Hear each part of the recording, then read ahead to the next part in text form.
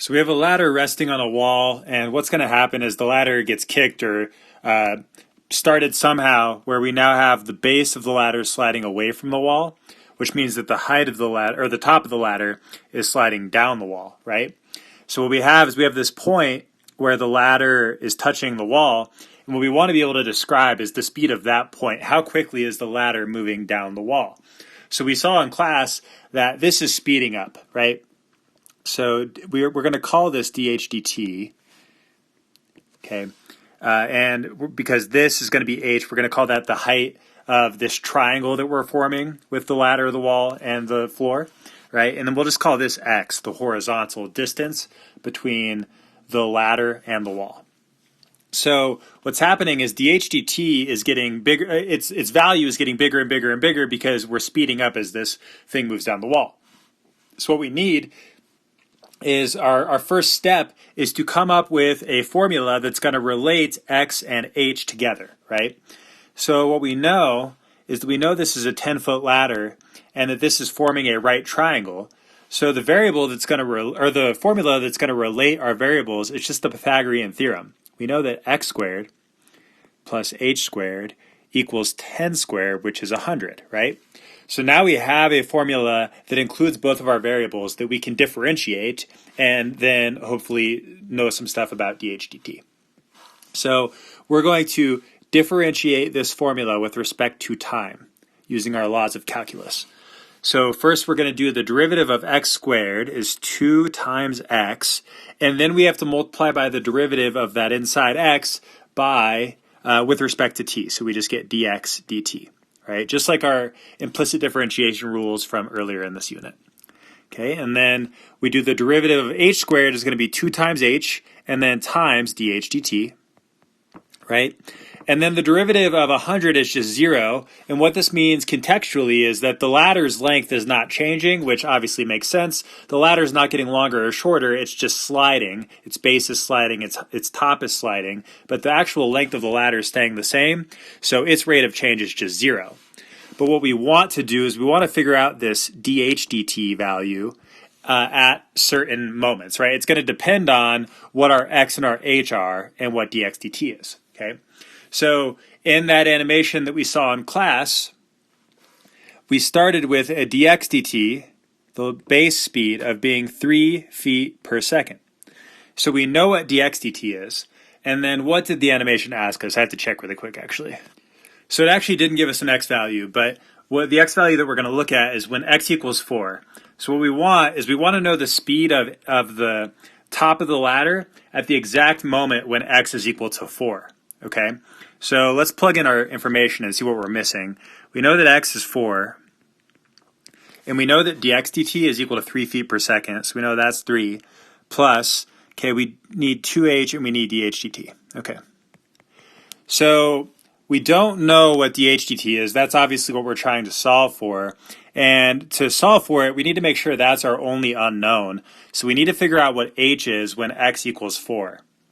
So let's go look at that specific triangle. Okay, I'm not going to draw the ladder again. We're just going to draw the edge of the ladder. Okay, so we're going to say x equals 4. So we're going to say that the ladder's base is 4 feet away from the wall. And we still know the ladder's length is 10. What we don't know is h, but we can easily find this using Pythagorean theorem, right? We know that 4 squared plus h squared needs to be 100. So then that means that h squared needs to be, so 4 squared is 16, so we're going to do 100 minus 16, which is 84, right? So then we know that our h value is going to be square root 84. Okay, we'll just leave it as that for now. That is what our height, that's how far off the ground the top of the ladder is after when we're 4 feet from the base, so or 4 feet from the wall. So we can just plug in that root 84 for our 2h now. Okay, so we have 2 times 4 times 3 plus 2 times root 84 times dHdt, and that's equal to 0. So now what we need to do is just isolate dHdt. So first we have to subtract this piece over to the other side. So what's that going to be? It's 24, right? 2 times 4 times 3 is 24. So we have 2 times root 84 times dH dt That piece is still hanging out, but that's going to be equal to negative 24. So then to solve for DHDT, we just have to divide by 2 root 84 on both sides.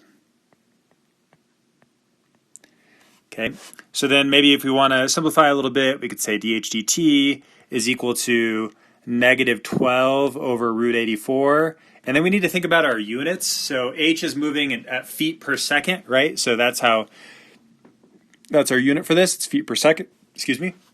So it's possible that this would be a multiple choice question where maybe you leave it like this.